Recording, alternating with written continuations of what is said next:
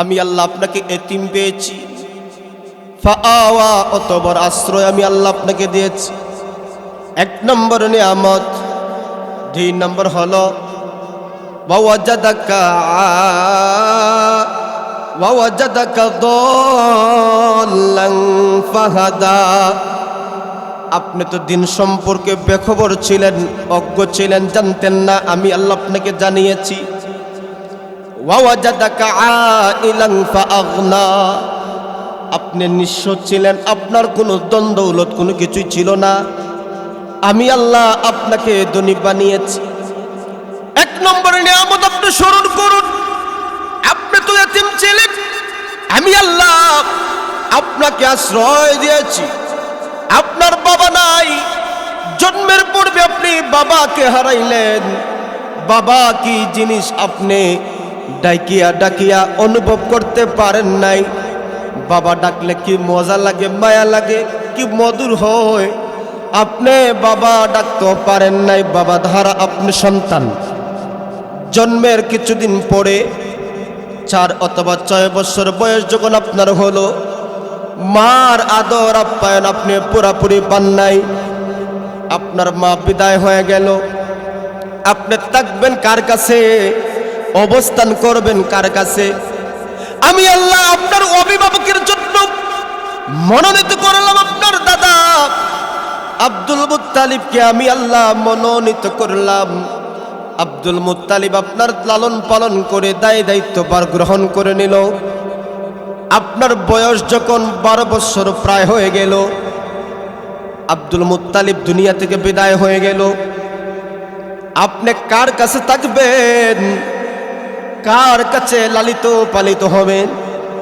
আমি আল্লাহ সিদ্ধান্ত নিলাম আপনার দায়িত্ব আপনার চাচা আবু তালিবের কাছে আপনার দায়িত্ব দিয়ে দিলাম। আবু তালিব আপনাকে মায়া করে, মহব্বত করে। আবু তালিব একা রেখে কোথাও যায় না। আবু তালিব আপনাকে বড় মায়া করে।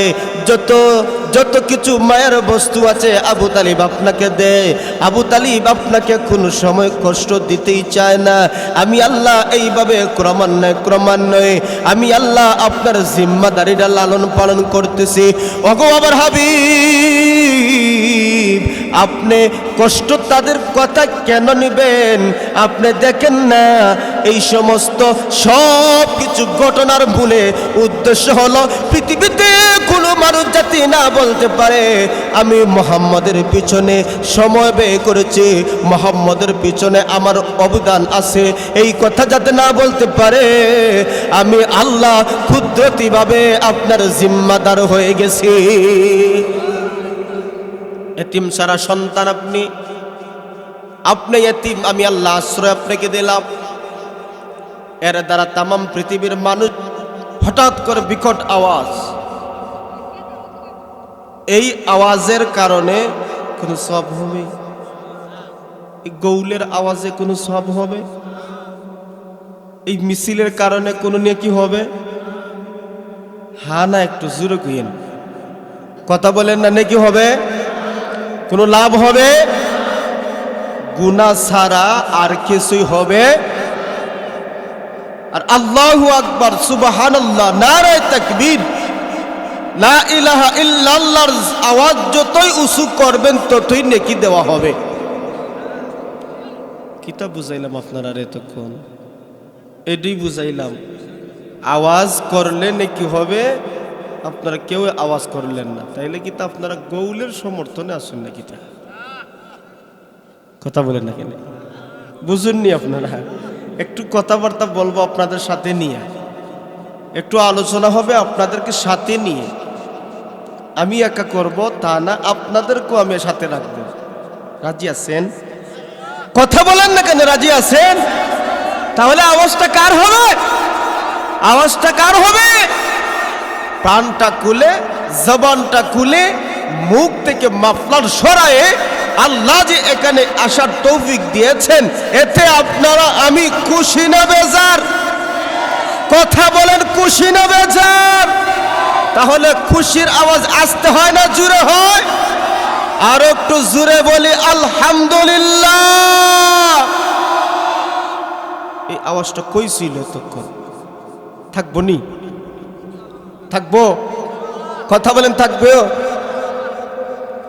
আমি আপনাদের সামনে সূরা দুহা তেলাওয়াত করেছি।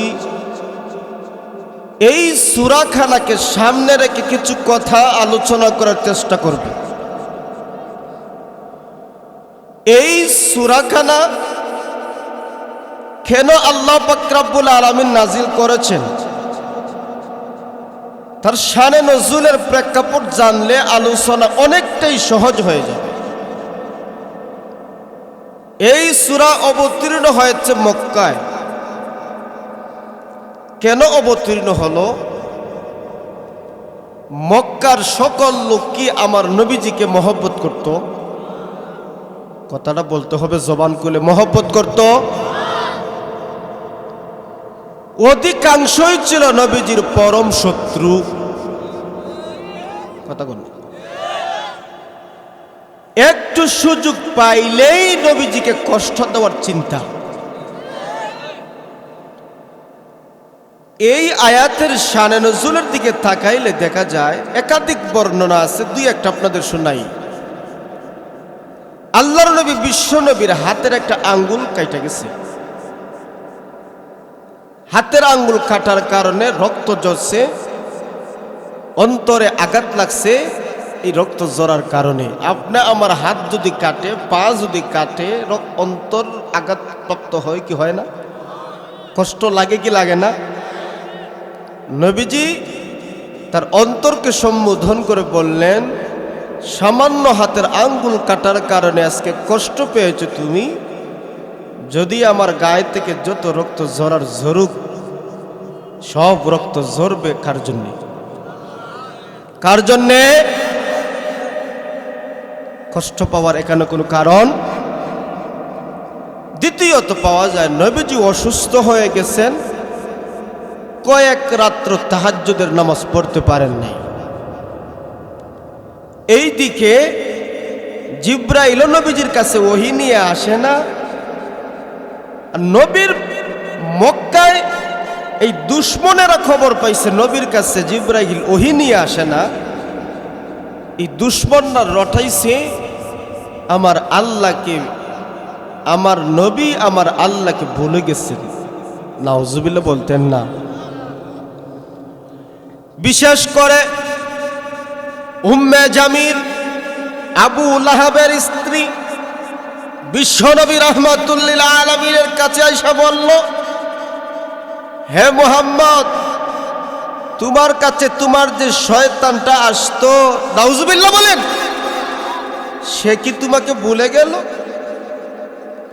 অন্তরে কষ্ট লাগে এরকম শব্দ চয়ন করলে নবীজি কষ্ট পাইছেন। কষ্ট পাওয়ার পরে নবীজি চিন্তা করলেন, আজকে কয়েকদিন হয়ে গেল জিব্রাইল আমার কাছে ওহী নিয়ে আসে না, আর এই দিকে মক্কার দুষ্ট লোকেরা বিভিন্ন কথাবার্তা বলা শুরু করেছে। নবীজি একটু কষ্ট পাইলেন। আমার আল্লাহ ওই অবস্থায় বিশ্বনবী রাহমাতুল্লিল আলামিনের অবস্থা আমার আল্লাহ সবগুলা দেখে মক্কার বেঈমান মুশরিকেরা বিশ্বনবী রাহমাতুল্লিল আলামিনকে কটূক্তি ভাষায় নবীজিকে কষ্ট দেওয়া আরম্ভ করলো।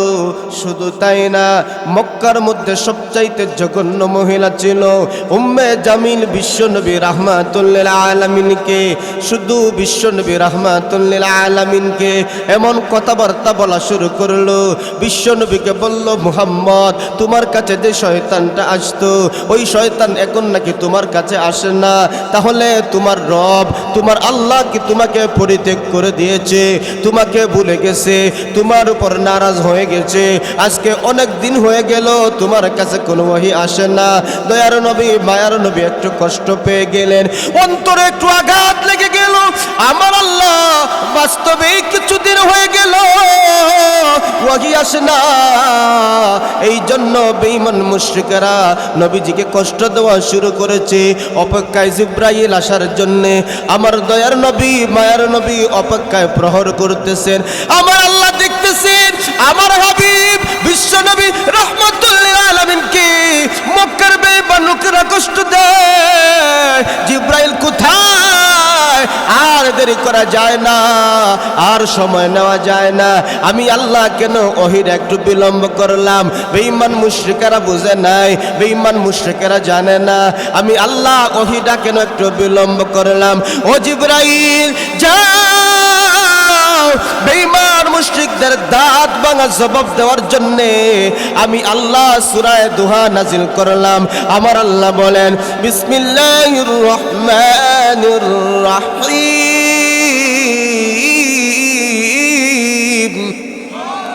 والضحى والليل إذا سجى ما ودعك ربك وما قلى وللآخرة خير لك من الأولى ولسوف يعطيك ربك فترضى।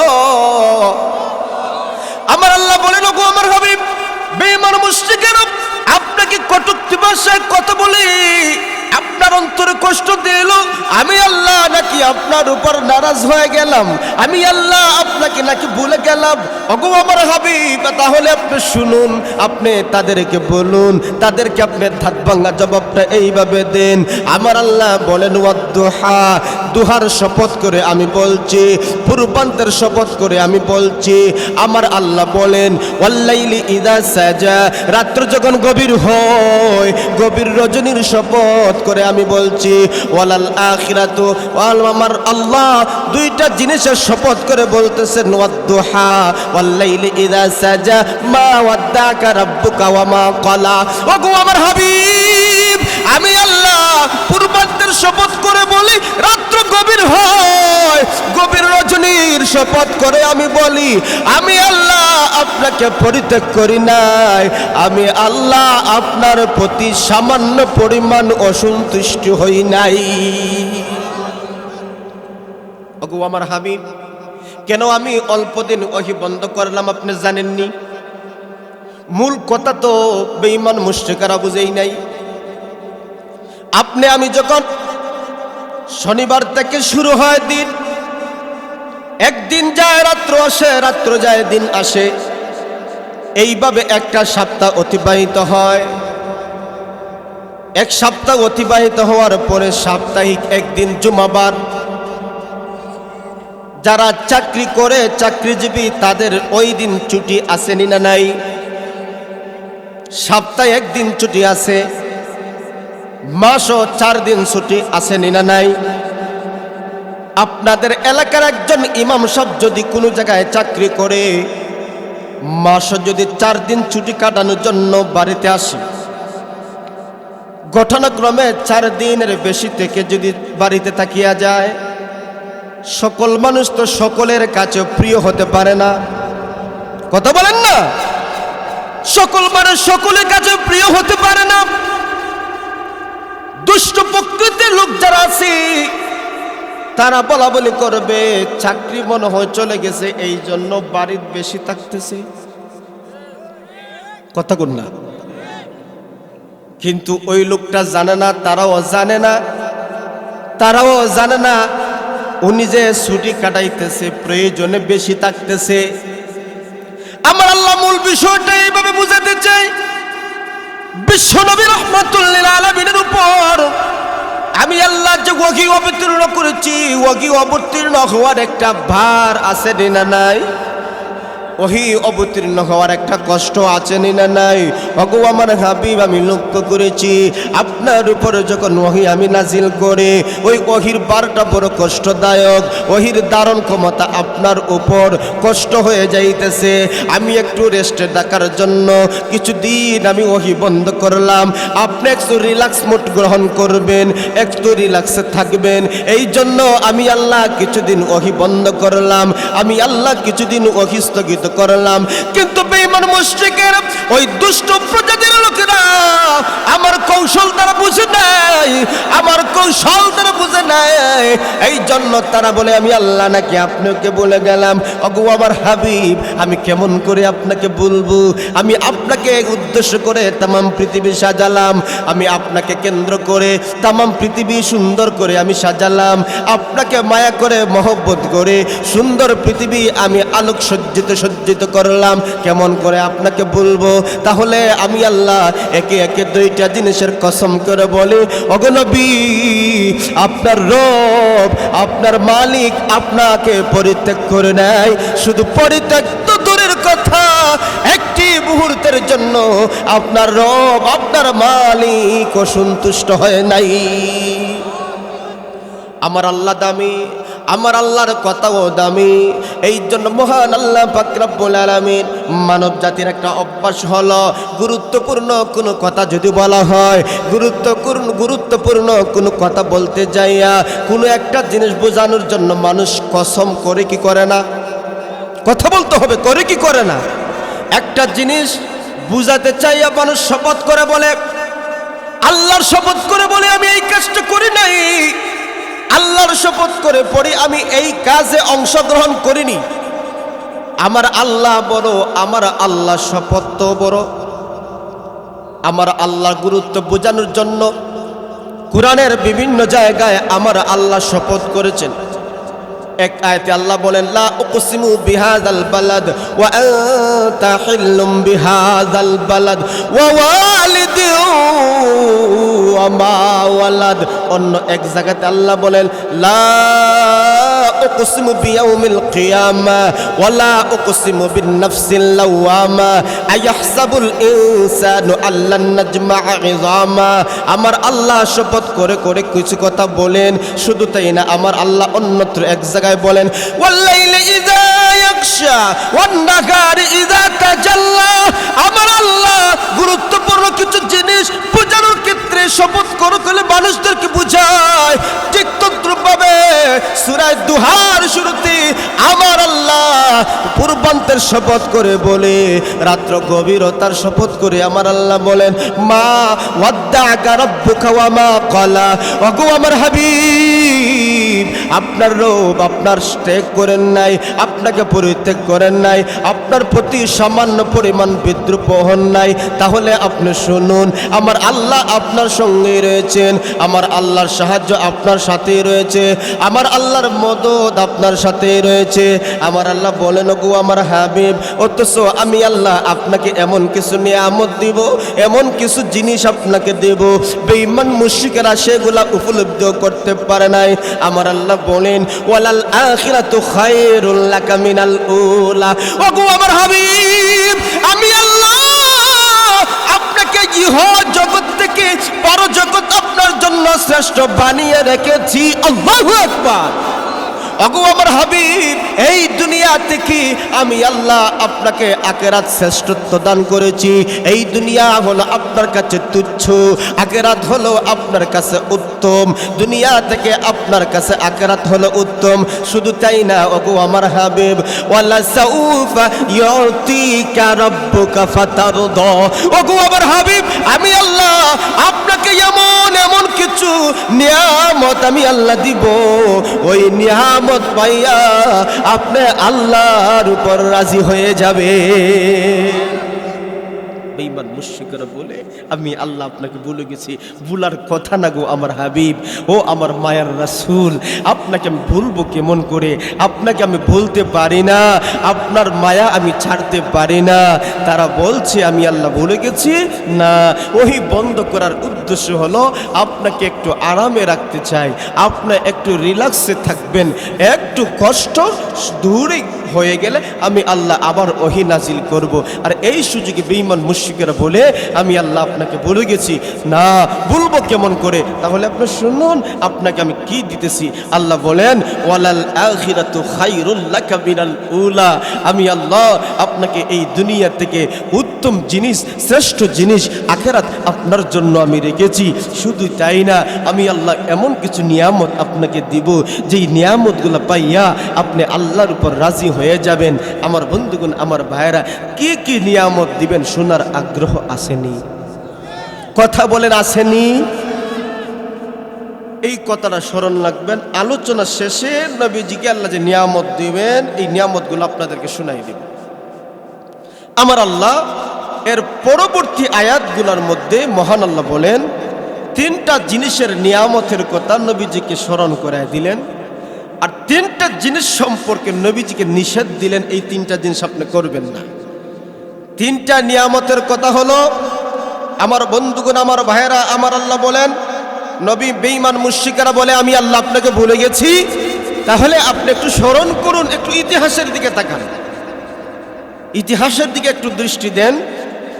আপনি কেমন ছিলেন আর আমি আল্লাহ কেমন আপনাকে পাইছি, কিভাবে আমি আল্লাহ আপনাকে লালন পালন করছি। আমার আল্লাহ এক নম্বর নিয়ামতের কথা আমার নবীজিকে শুনিয়ে দিলেন। ওগো নবী, আপনি দেখেন, আলাম ইয়াজিদিকা ইয়াতীমা ফাআওয়া, আমি আল্লাহ আপনাকে এতিম পেয়েছি। ফাআওয়া, অত বড় আশ্রয় আমি আল্লাহ আপনাকে দিয়েছি। এক নম্বর নিয়ামত। দুই নম্বর হলো ওয়াওয়াজাদাকা দাল্লান ফাহাদা, আপনি তো দিন সম্পর্কে বেখবর ছিলেন, অজ্ঞ ছিলেন, জানতেন না, আমি আল্লাহ আপনাকে জানিয়েছি। ওয়াওয়াজাদাকা আইলান ফাআগনা, আপনি নিঃস্ব ছিলেন, আপনার কোনো দ্বন্দ্ব কোনো কিছুই ছিল না, আমি আল্লাহ আপনাকে ধনী বানিয়েছি। এক নম্বরে নিয়ামত আপনি স্মরণ করুন। আপনি তো এতিম ছিলেন, আমি আল্লাহ আপনাকে আশ্রয় দিয়েছি। আপনার বাবা নাই, জন্মের পূর্বে আপনি বাবাকে হারাইলেন। বাবা কি জিনিস আপনি ডাকিয়া ডাকিয়া অনুভব করতে পারেন নাই। বাবা ডাকলে কি মজা লাগে, মায়া লাগে, কি মধুর হয়, আপনি বাবা ডাকতে পারেন নাই। বাবা ধারা আপনি সন্তান, জন্মের কিছুদিন পরে 4 অথবা 6 বছর বয়স যখন আপনার হলো, মার আদর আপ্যায়ন আপনি পুরাপুরি পান নাই। আপনার মা বিদায় হয়ে গেল, আপনি থাকবেন কার কাছে, অবস্থান করবেন কার কাছে? আমি আল্লাহ আপনার অভিভাবকের জন্য মনোনীত করলাম আপনার দাদা আব্দুল মুত্তালিবকে, আমি আল্লাহ মনোনীত করলাম। আব্দুল মুত্তালিব আপনার লালন পালন করে দায়িত্বভার গ্রহণ করে নিল। আপনার বয়স যখন 12 বছর প্রায় হয়ে গেল, আব্দুল মুত্তালিব দুনিয়া থেকে বিদায় হয়ে গেল। আপনি কার কাছে থাকবেন, কার কাছে লালিত পালিত হবেন? আমি আল্লাহ সিদ্ধান্ত নিলাম আপনার দায়িত্ব আপনার চাচা আবু তালিবের কাছে আপনার দায়িত্ব দিয়ে দিলাম। আবু তালিব আপনাকে মায়া করে, মহব্বত করে। আবু তালিব একা রেখে কোথাও যায় না। আবু তালিব আপনাকে বড় মায়া করে। যত কিছু মায়ের বস্তু আছে আবু তালিব আপনাকে দেয়। আবু তালিব আপনাকে কোনো সময় কষ্ট দিতেই চায় না। আমি আল্লাহ এইভাবে ক্রমান্বয়ে আমি আল্লাহ আপনার জিম্মাদারিটা লালন পালন করতেছি। ওগো আমার হাবিব, আপনি কষ্ট তাদের কথা কেন নিবেন? আপনি দেখেন না এই সমস্ত সব কিছু ঘটনার মূলে উদ্দেশ্য হলো পৃথিবীতে কোনো মানুষ জাতি না বলতে পারে আমি মুহাম্মাদের পিছনে সময় ব্যয় করেছি, মুহাম্মাদের পিছনে আমার অবদান আছে, এই কথা যাতে না বলতে পারে আমি আল্লাহ কুদরতিভাবে আপনার জিম্মাদার হয়ে গেছি। এতিম সারা সন্তান আপনি এতিম, আমি আল্লাহ আশ্রয় আপনাকে দিলাম। এর দ্বারা তামাম পৃথিবীর মানুষদেরকে আল্লাহ বোঝাতে চায়, এতিম যে ছেলে মেয়ে আছে, যে সন্তান আছে, ছেলে আছে, মেয়ে আছে, যে বা যারা এতিম থাকুক না কেন, দুনিয়ার কোনো মানুষ যদি তার অভিভাবক না হয়, দুনিয়ার কোনো মানুষ যদি তার দায়িত্ব না দেয়, মহান আল্লাহ ওই এতিমের জিম্মাদার হয়ে যায়। হে এতিম সন্তান তুমি, হে এতিম ছেলে, এতিম মেয়ে, মন ঘাবড়ানোর কোনো কারণ নেই। আমার নবীও এতিম ছিলেন, আমার মায়ের নবীও এতিম ছিলেন। পৃথিবীতে এতিমের কদর কেউ বুঝে নাই, বুঝেছেন দয়ার নবী, ঠিক কিনা জোরে কর। আল্লাহ নিয়ামতের কথা স্মরণ করায় দেয়। ওগো আমার হাবিব, আলাম ইয়াজিদিকা ইয়াতীমান ফাআওয়া, এক নম্বর হলো। দুই নম্বর হলো ওয়াজাদাকা দাল্লান ফাহাদা। ওগো আমার হাবিব, আপনি দিন সম্পর্কে কোনো জ্ঞানই আপনার ছিল না, আপনি দিন সম্পর্কে বেখবর ছিলেন, অথচ আমি আল্লাহ আপনাকে দিন শিক্ষা দিলাম, আমি আল্লাহ আপনাকে পথ প্রদর্শক বানাইলাম। পৃথিবীতে আপনি হলেন রাহবার, পথ প্রদর্শক। পৃথিবীতে আমি আল্লাহ আপনাকে পথ প্রদর্শক বানাইলাম। এই সমস্ত নিয়ামত আমি আল্লাহ আপনাকে দিলাম, আর বেঈমান মুশরিকরা বলে আমি আল্লাহ আপনাকে ভুলে গেছি। এটা কখনো হতে পারে না, এটা সম্ভব হবে না গো আমার হাবিব। আপনাকে এত নিয়ামতগুলো আমি আল্লাহ আপনাকে দিলাম, ওই নিয়ামতগুলার প্রতি আপনি দৃষ্টি দেন। আপনি যদি ইতিহাসের দিকে দৃষ্টি দেন, তাহলে বেঈমান মুশরিকদের কথায় আপনার দিলে কষ্ট আসবে না, ঠিক কিনা জোরে কর। আমার আল্লাহ বলেন, আপনি দিন সম্পর্কে কোনো কিছু জানতেন না, আমি কুরআন নাজিল করে আপনাকে জানিয়েছি। আল্লাহু আকবার। বিসমিল্লাহির রহমানির রহিম।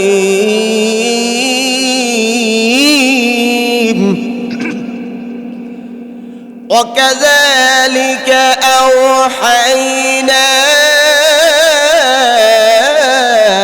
إليك روحا من أمرنا ما كنت تدري ما الكتاب ولا الإيمان ولكن جعلناه نورا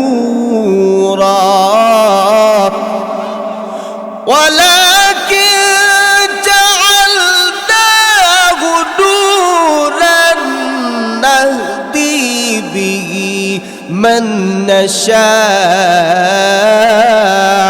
من عبادنا وإنك لتهدي إلى صراط مستقيم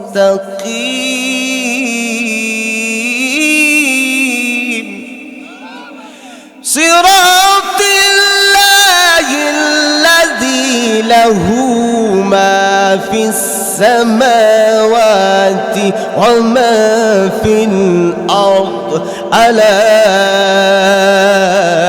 إلى الله تصير الأمور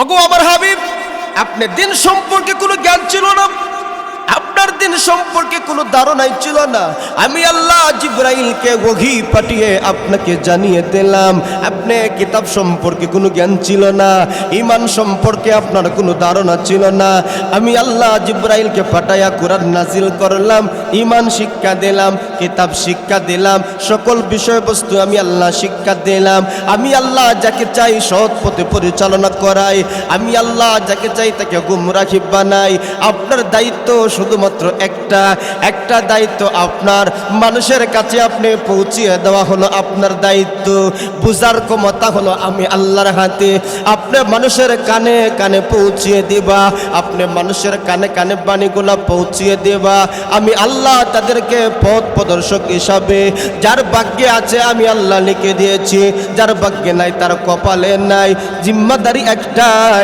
আপনি হলো পথ প্রদর্শক আপনি শুধু পথ দেখায় দিবেন আপনি শুধু রাস্তা দেখিয়ে দিবেন আমি আল্লাহ তাদেরকে যাকে চাই কবুল করে নিব ওগো আমার হাবিব মক্কার বেঈমান মুশরিকরা বলে আমি আল্লাহ আপনাকে বলে গেছি আমি আল্লাহ আপনার সঙ্গ পরিত্যাগ করেছি আমি আল্লাহ নাকি আপনার উপর অসন্তুষ্ট হয়ে গেছি? ওগো আমার হাবিব, না না না, আমি আল্লাহ আপনাকে বলি নাই।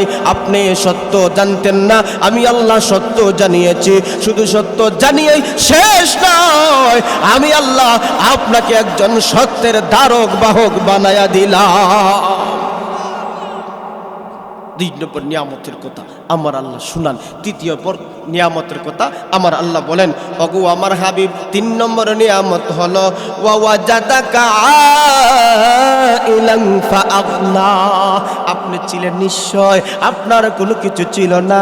আপনার বাবা কিছু জিনিস রেখে গেছে, কিন্তু আপনার পর্যাপ্ত কোনো সম্পদ ছিল না। আমি আল্লাহ আপনাকে ধনী বানিয়ে দিলাম। কেমন করে আমার আল্লাহ ধনী বানায়? ইতিহাসের দিকে আবার যাওয়া লাগে। দয়ার নবী মায়ার নবীর অভিভাবক হলেন নবীজির চাচা আবু তালিব। নবীজির বয়স যখন 25 বছর হয়ে গেল, আল্লাহর নবী বিশ্ব নবীর বয়স 25। এর আগে নবী তো কিন্তু নবুয়ত হন নাই। নবীজির চরিত্র দেখে, নবীজির কথাবার্তা দেখে, নবীজির লেনদেন দেখে মক্কার বেঈমান মুশরিকেরা এক বাক্যে নবীকে আল আমিন উপাধি দিল। আর একটু জোরে কর না, কি দিল উপাধি? নবী কি নবুয়ত প্রাপ্ত হইছেন? এখন কি ওহী আইছে? এখনো নবুয়ত প্রাপ্ত হন, কিন্তু নবীজির লেনদেন, নবীজির কথাবার্তা, নবীজির চলাফেরা, নবীজির উঠা বসা সব কিছু মক্কার লোকেরা অবজারভেশন করে, যাচাই বাছাই করে নবীকে একটা গুণ, একটা উপাধি দিয়ে দিল আল আমিন। আর জোরে কোন না রে ভাই, আর একটু জোরে কোন আল্লাহু আকবার। মক্কার গলিতে গলিতে নবীজির গুণ, ছোট থেকে বড়, বড় থেকে যুবক, যুবক থেকে বৃদ্ধ, বৃদ্ধ থেকে বৃদ্ধা, এমনকি সকলের কানে কানে পৌঁছে গেল আব্দুল্লাহর পুত্র মুহাম্মদ একজন আল আমিন সত্যবাদী। মুহাম্মদের চরিত্র দেখে মানুষ আশ্চর্য হয়ে গেছে, এই যুবকটা এত কন্ট্রোলে চলে কেমন করে? ও যুবক ভাই, তুমিও তো একজন যুবক, আমার নবীজিও ছিলেন একজন যুবক, আমিও একজন যুবক, তুমিও একজন যুবক। আজকে যৌবনের তাড়নায়, আজকে নিজের নফসের ধোঁকায় পড়ে তুমি তোমার ঈমানকে নষ্ট করেছো, আমলকে নষ্ট করেছো। তোমার প্রত্যেকটা কর্মের, প্রত্যেকটা কাজের আমার আল্লাহর কাছে হিসাব দেওয়া লাগবে কি লাগবে না? যৌবনকালকে রক্ষা করো, নিজের জীবনকে কন্ট্রোলে রাখা। বিশ্ব নবী বলেন যৌবনকালের একটা আমল, নবী বলেন, হে যুবকের দল, তুমি যদি 2টা জিনিসের জিম্মাদারি নবীকে দিতে পারো, নবী বলেন আমি নবী তোমাকে জান্নাতে নেওয়ার জন্য জিম্মাদার হয়ে যাব। আর একটু জোরে কোন না। 1 নম্বর হলো নিজের জবান, 2 নম্বর হলো নিজের লজ্জাস্থানকে। নিজের জবানকে যদি জিম্মাদার নবীকে দিতে পারো, নিজের লজ্জাস্থানকে যদি জিম্মাদার দিতে পারো, অর্থাৎ জবান দ্বারা মিথ্যা কথা বলো না, জবান দ্বারা কাউকে কষ্ট দেও না, জবান দ্বারা কাউকে গালি দেও না, জবানকে কন্ট্রোল রেখেছো। 2 নম্বর হলো নিজের লজ্জাস্থানকে হেফাজত করেছো, অপাত্রে তুমি ব্যবহার করো নাই। তোমার বিবির সাথে এটা জায়েজ রয়েছে, কিন্তু বিবাহের পূর্বে এটা হারাম। অপাত্রে তুমি ইউজ করো নাই, ব্যবহার করো নাই। এই 2টা জিনিসের জিম্মাদারি আমার নবীকে তুমি যদি দিতে পারো, দয়ার নবী মায়ের নবী বলেন, হে আমার উম্মত, তোমরা ভালো করে শুনো, আমি নবী কিয়ামতের দিন তোমাকে জান্নাতে নেওয়ার জন্য আমি বিশ্ব নবী তোমার জিম্মাদার হয়ে যাব।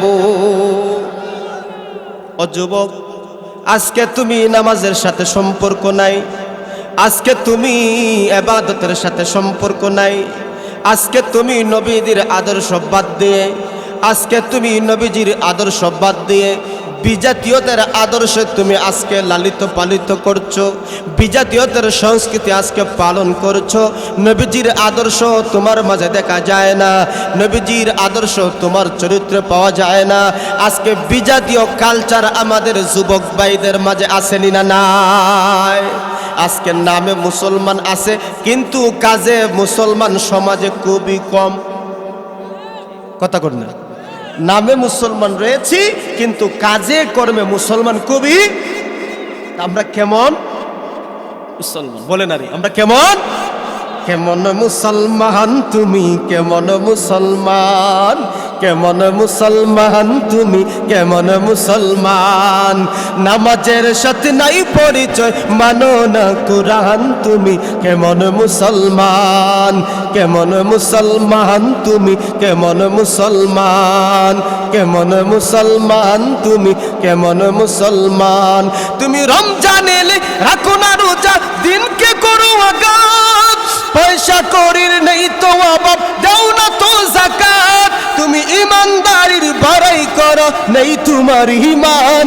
তুমি কেমন মুসলমান, কেমন মুসলমান তুমি, কেমন মুসলমান। নামাজের সাথে নাই পরিচয়, মানো না কুরআন তুমি, কেমন মুসলমান। আমাদের সমাজে আসেনি নামাজ পড়ো না মুসলমান নাই, কথা বলেন না, আসেন না নাই? অনেকে মনে মনে বলে হুজুর আমরাই তো নামাজ পড়ি না, কইতাম কিলা, কথা কন না, নামাজ পড়ো না এরকম মুসলমান আসেনি? তুমি সুদের টাকায় প্রসাদ করো, ঘুষ চারো না, দিন দুঃখী না খেয়ে মরে খবর রাখো না। তুমি ঘুষকেও বিচার করো সাজিয়া প্রদান। তুমি কেমন মুসলমান, কেমন মুসলমান তুমি, কেমন মুসলমান। নামাজের সাথে নাই পরিচয়, মানো না কুরআন তুমি, কেমন মুসলমান। ঠিক কিনা জোরে কর।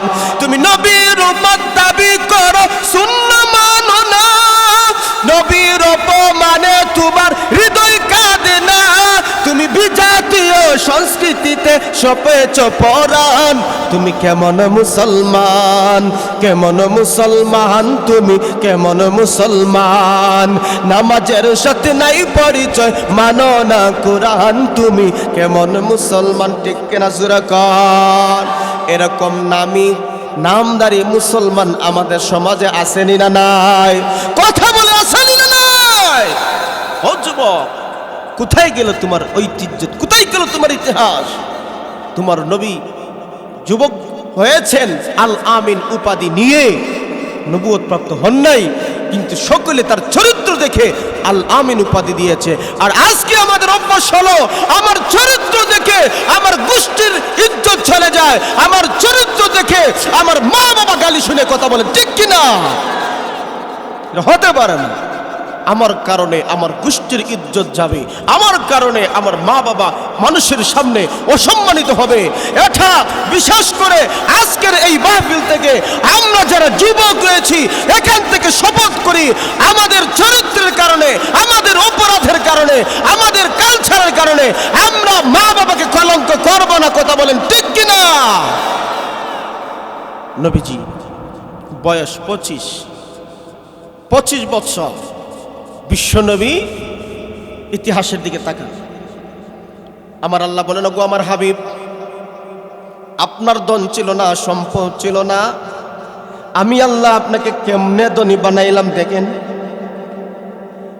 সেই সময় সবচাইতে দামি, সবচাইতে ধনাঢ্য ব্যক্তি একজন মহিলা ছিল মক্কায়, যার নাম হলো খাদিজা। খাদিজা রাদিয়াল্লাহু তাআলা আনহা সবচাইতে বড় ধনী। খাদিজার কাছেও বিশ্ব নবীর চরিত্রের কথাটা পৌঁছে গেল, নবীজির আমানতদারির কথা পৌঁছে গেল, নবীজির চরিত্র সুন্দর এই কথা পৌঁছে গেল। বিশ্ব নবীর মাধ্যমে খাদিজাও একবারে ব্যবসা করে ব্যবসার মধ্যে লাভবান হয়েছে, ব্যবসার মধ্যে সততা পেয়েছে। ওই ব্যবসার সততা পাওয়ার পরে খাদিজা আরো মুগ্ধ হয়ে গেল। মোহাম্মদ ওই ছেলেটা বড় ভদ্র, বড় নম্র, বড় সুন্দর চরিত্র, লেনদেন কত সুন্দর, মোহাম্মদকে আমি ভালো একজন ব্যবসায়িক পেয়েছি। হে যুবক বন্ধুগণ আমার, বিশ্বনবীর ব্যবসা এত সুন্দর, মানুষকে বিশ্বনবী ধোঁকা দেয় না, মানুষকে কোনোদিন বিশ্বনবী আঘাত দেয় না, মানুষকে কোনোদিন বিশ্বনবী কথা দ্বারা আচরণের দ্বারা কষ্ট দিতে যায় না। খাদিজা মুগ্ধ হয়ে গেল। মুগ্ধ হওয়ার পরে ওনার বান্ধবীকে বলল, হে বান্ধবী যাও, আবু তালিব হলো মুহাম্মদের অভিভাবক, আবু তালিবের কাছে গিয়ে একটু বলো, আবু তালিব যদি চায় মুহাম্মদকে আমার সাথে তাকে বিবাহ দেবে। যদিও আমি পূর্বে 2 স্বামী গ্রহণ করেছি, আমার 2 স্বামী মারা গিয়েছেন, আমার সন্তানাদিও আছেন, যদি মুহাম্মদ চায় আমার সাথে বিবাহ বন্ধনে আবদ্ধ হতে আমি রাজি আছি। আমার বন্ধুগণ, আমার ভাইয়ের, লক্ষ্য করে দেখেন আবু তালিবের কাছে প্রস্তাবটা যাওয়ার পরে আবু তালিব চিন্তা করলেন, মক্কার মধ্যে সবচাইতে ধনী মহিলা হলো খাদিজা। ধনী তো ধনী, কিন্তু তার বংশ ভালো, ওই বংশের মহিলাও ভালো, খাদিজার চরিত্র ভালো, সম্ভ্রান্ত একটা ফ্যামিলির মেয়ে হলো খাদিজা। আমার ভাতিজা মুহাম্মদকে সে চয়েস করেছে, পছন্দ করেছে।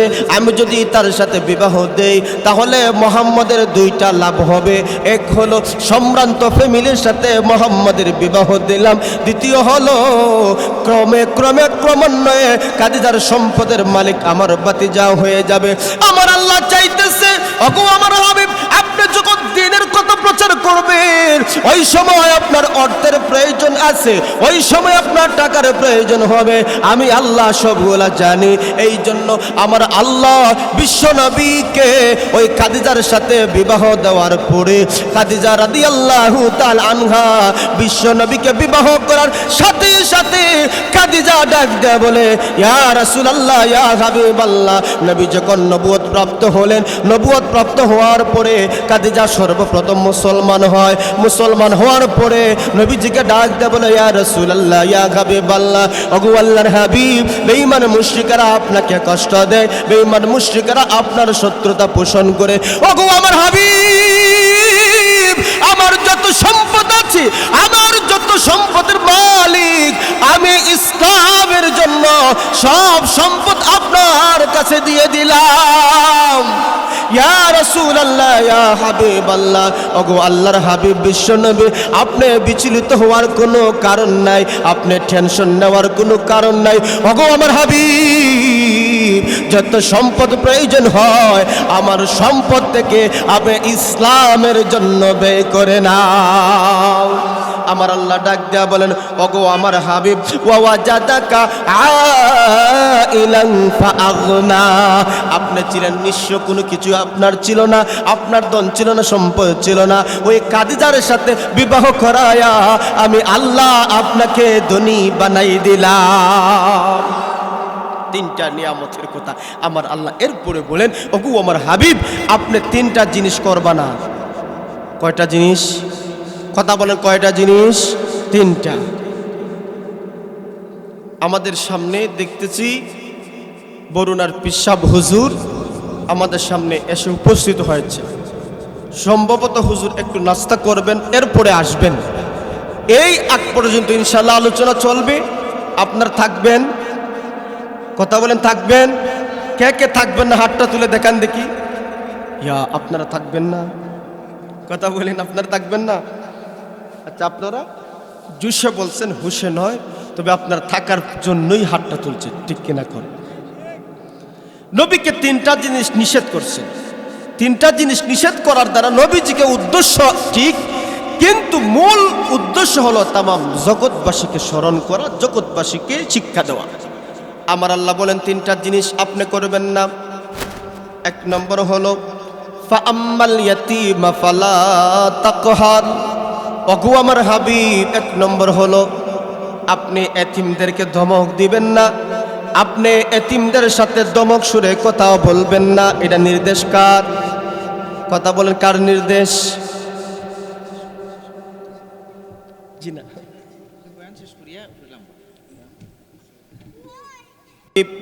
ফাআম্মাল ইয়াতীমা ফালা তাকহার, ওগো আমার হাবিব, আপনি এতিমদেরকে আপনি ধমক দিবেন না, এতিমদের সাথে আপনি রুষ্ট ভাষায় কথা বলবেন না। মর্মার্থ হলো এতিমদের মাল আপনি আত্মসাৎ করবেন না, এতিমদের মাল আমাদের সমাজে মানুষ আত্মসাৎ করে কি করে না? সময় স্বল্প বলতে পারবো না, শুধু এই কথাটা আমার আল্লাহ নবীকে মেসেজ দিয়েছে, ওগো আমার হাবিব, এতিমদের সাথে ভালো ব্যবহার করবা, এতিমদের সাথে সুন্দর ব্যবহার করবা, এতিমদেরকে আপনি দবক দিবা না। 1 নম্বর নির্দেশ আপনাকে আমি আল্লাহ দিলাম। 2 নম্বর হলো ওয়া আম্মাসাইলা ফালা তানহার, ওগো আমার হাবিব, কোন সওয়ালকারী, কোন গরিব অসহায় ব্যক্তি যদি আপনার কাছে আইসা সাহায্য চায়, আপনি তাকে দমক দিয়ে তাড়িয়ে দিবেন না, আপনি তাকে সরাই দিবেন না, মার্জিত ভাষায় আপনি তাকে ফেরত দিবেন। আপনার কাছে যদি কোনো কিছু থাকে গো আমার হাবিব, আপনি তাকে দিয়ে দিবেন। আপনার কাছে যদি কোনো কিছু না হয়, তাহলে আপনি তাকে বুঝিয়ে সুজিয়ে তাকে তাড়িয়ে দিয়েন না, বুঝিয়ে সুজিয়ে তার কাছ থেকে মাফ নিয়েন। এটা হলো আমার আল্লাহর পক্ষ থেকে নির্দেশ। ওগো আমার হাবিব, ওয়া আম্মা বিনি'মাতি রাব্বিকা ফাহাদ্দিস, ওগো আমার হাবিব, আমি আল্লাহ আপনাকে যত নিয়ামত দিলাম, ওই নিয়ামতের শুকরিয়া আদায় করবা, আপনি খুলে খুলে ওই নিয়ামতের কথা বর্ণনা করবা। তাহলে বোঝা গেল এতিমের মাল বক্ষণ করা যায় না, এতিমের মাল আত্মসাৎ করা যায় না। যদি আত্মসাৎ করেন তাহলে আপনার জন্য জাহান্নাম রয়েছে। দয়ার নবী মায়ের নবী বলেন, এতিমের সন্তান, এতিমদের দরদ বুঝা আমার নবীজি বলেন, যদি কোনো মানুষ এতিমদেরকে মায়া করে সম্মান করে লালন পালন করে, এইভাবে দয়ার নবী 2টা আঙ্গুল দেখায়া বলেন, এই শাহাদত এবং মধ্যমা আঙ্গুলের মধ্যে যতটুকু তফাৎ আছে, ফাঁক আছে, এতিম এবং আমি জান্নাতে একসাথে থাকব। দয়ার নবী মায়ার নবী বলে, এতিমদেরকে আপনি টাকা দিলেন, পয়সা দিলেন, এরকম কোনো অবস্থা আপনার নাই। দয়ার নবী বলেন, একটা লজেসও দিতে পারলা না, 5টা টাকাও তুমি তাকে দিতে পারলা না। দয়ার নবী মায়ার নবী বলেন, তাহলে শুনো হে আমার উম্মতের দল, তুমি যদি এতিমকে পাশে রেখে তোমার হাত যদি ওই এতিমের মাথায় বুলিয়ে দিতে পারো, দয়ার নবী মায়ার নবী বলেন, হাতের নিচে যতগুলা চুল পড়বে ততগুলা সওয়াব আল্লাহ তোমাকে দিয়ে দিবে। শুধু তাই না, শুধু তাই না, সংক্ষিপ্তভাবে একটা কথা আপনাদেরকে শুনিয়ে যায়। আমার বন্ধুগণ, আমার ভাইয়েরা, বিশ্ব নবীকে এই নিষেধগুলা দিয়ে আমার আল্লাহ তামাম পৃথিবীর মানুষদেরকে সবক দিল, না না, এতিমের মাল তোমরা খায়ো না, এতিমদেরকে তোমরা ধমক দিয়ে তাড়ায় দিও না। তোমার কাছে কোনো ফকির যদি আসে, ওই ফকিরকে ধমক দিয়ে তাড়িয়ে দিও না। কিন্তু বর্তমান এমন সমাজ এসে দাঁড়িয়ে গেল, অরিজিনাল ফকির কোনটা, ডুপ্লিকেট ফকির কোনটা চিনা যায়? নবীজির কাছে সংক্ষেপে একটা কথা, একটা ঘটনা বলে দিয়ে যায়। নবীজির কাছে একজন ভিক্ষুক আসলো, আয়েশা বলল, মুহাম্মদ আমাকে কিছু দাও। নবীজি বললেন, একটা খেজুর তাকে দিয়ে দাও। ওই ফকিরটা বলল, মুহাম্মদ আমাকে একটা খেজুর দিল। ওই ফকির শুনেছে বিশ্ব নবী উভয় জাহানের সরদার, বিশ্ব নবী একটা খেজুর দিল। ওই ফকিরটা মেনে নিতে পারলো না, না মানিয়া ওই খেজুরটা বিশ্ব নবীর মুখে আবার ছুঁড়ে মারলো। মুহাম্মদ, আমি শুনেছি তুমি নাকি উভয় জাহানের বাদশা, তুমি নাকি উভয় জাহানের বাদশা, আজকে তুমি আমাকে একটা খেজুর দিলে, এই খেজুরটা তুমি নিয়ে যাও। বিশ্ব নবী মনের মধ্যে কষ্ট পাইলেন। ওই ফকিরটা চলে যাওয়ার পরে হঠাৎ করে আরেকটা ফকির চলে আসলো। ওই ফকিরটা আসার পরে বলল, নবী গো, ও মুহাম্মদ আমাকে একটা কিছু দেও, আমি একজন অসহায় মানুষ। নবীজি ওই খেজুরটা ওই ফকিরকে দিলেন। নবীর হাতের খেজুর, নবীর হাতের খেজুর পাইয়া ওই অবস্থায় ফকিরটা কখনো কপালে লাগায়, কখনো মুখে চুমা খায়, কখনো বুকে লাগায়, লাগায় বলে, ওগো পয়গম্বর, আপনার পক্ষ থেকে একটা খেজুর আমি হাদিয়া পাইলাম, আলহামদুলিল্লাহ। ওই অবস্থায় ফকির যখন আলহামদুলিল্লাহ বলে শুকরিয়া আদায় করেছি, আমার নবী মায়ার নবী খুশি হয়ে গেলেন। ওই অবস্থায় আমার নবী মায়ার নবী খাদিমকে ডাইকা বললেন, যাও আমার ঘরে কিছু দিরহাম আছে, 40টা দিরহাম আছে, ওই উম্মে আমার বিবিকে গিয়ে বলবা ওই 40টা দিরহাম আমাকে দেওয়ার জন্যে।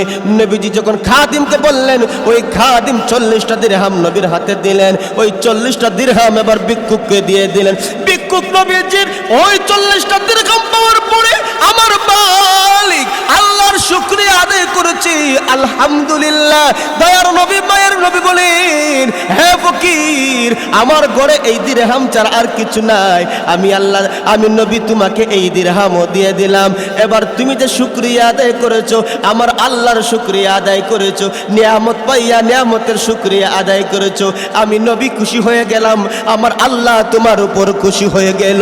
এবার বিশ্ব নবী এই কথাটা বোঝাতে চায়, যদি তুমি যা কিছু তুমি পাও না কেন, অল্প হোক বেশি হোক, ওই জিনিসের মধ্যে যদি সন্তুষ্ট থাকতে পারো, আমার মালিকের ব্যবস্থাপনার পত্রের মাঝে তুমি যদি রাজি হইতে পারো, আমার আল্লাহ নিয়ামত আরো বাড়ায়া দিবে।